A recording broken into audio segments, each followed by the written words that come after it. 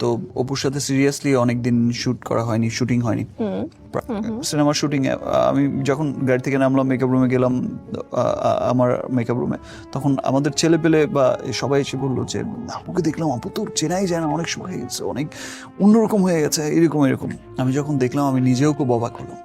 আর মাশাআল্লাহ আমি তখন খুব হেলদি ছিলাম। পুরনো সেই জৌলস নিয়ে আবারও ফিরে এলেন অপু বিশ্বাস। চট্টগ্রামের ডায়মন্ড হাউসের একটি অনুষ্ঠানে অপুর সেই রাজকীয় হাঁটা আর আত্মবিশ্বাসী লুক দেখে উপস্থিত সবাই হতবাক।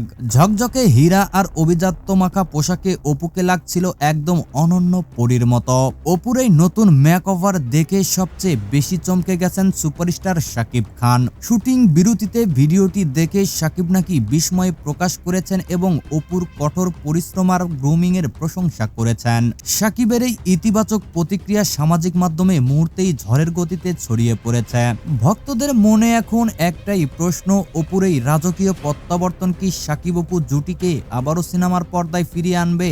ঢালিউডের পুরনো রসায়ন কি আবারও ফিরে আসবে?